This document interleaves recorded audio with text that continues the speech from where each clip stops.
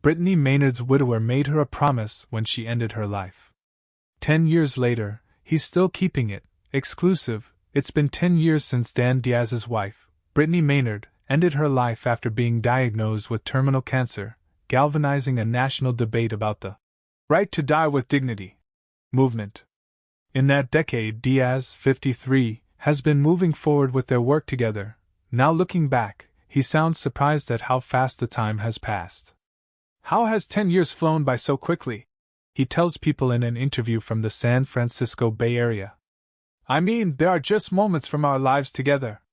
This is the house that Brittany and I bought together, or our wedding day, and I think it's like, no, that just happened, I remember very vividly. Maynard died at the age of 29 on November 1, 2014, after sharing her story with the world. Diagnosed with glioblastoma, an aggressive form of brain cancer, she elected not to move forward with treatment, as she believed that would decrease her quality of life in her remaining months alive. My cancer is going to kill me, and it's a terrible, terrible way to die. So to be able to die with my family with me, to have control of my own mind, which I would stand to lose, to go with dignity is less terrifying. Maynard told People at the time. She and Diaz, however, had to first move from their Bay Area home to Oregon, one of the few states at the time providing legal access to medically assisted suicide in certain cases.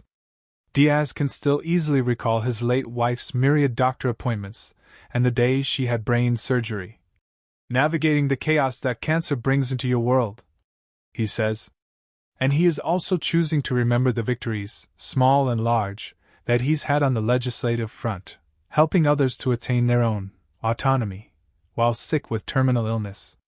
We passed California just a year after the following year after Brittany died, Diaz says, referring to the state's End-of-Life Option Act. Governor Jerry Brown signed our legislation in California in October of 2015. And then after that, introducing our bill, we got to pass in Colorado and then D.C. and New Jersey, and Maine and New Mexico, Hawaii. When I reflect on it, when I think about all the time, energy and effort that obviously not just me, but compassion and choices, the Colorado nonprofit Diaz works alongside, and all the volunteers and all the terminally ill individuals that show up, it's like, yeah, of course it's been 10 years. Diaz says. I mean, look at all the stuff that we've worked on and accomplished. Even when he comes across people who live in states where the legislation will likely never pass, Diaz has forged a connection through Maynard. There's one guy from Texas and he remembers Brittany's story, and he's like, oh my God, I'm so supportive of this, and what do you think?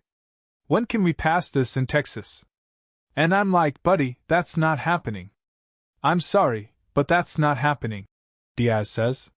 He says the man's options are not so dissimilar from the ones he and Maynard faced in 2014. He says, I'm going to have to move to Oregon or California or some other state. I'm like, yeah, that's probably your reality. And he's just upset at that. Diaz says medically assisted dying for terminal patients remains controversial, with critics arguing it could be abused, although research has also shown it is supported by a majority of Americans. Since Maynard died, her widower and other advocates have worked to expand access to what they call end-of-life options: California, Colorado, the District of Columbia, Hawaii, Maine, Montana, New Jersey, New Mexico, Oregon, Vermont and Washington now all allow it under certain circumstances. 10 years on, Diaz pushes on. I miss her every day and I continue doing what I'm doing because this is the promise that I made to her, and for me, that is very important, he says. They say that what you do for yourself is gone when you are gone. But what you do for other people, that is what lives on in your legacy, he says. And so Brittany's legacy is precisely that.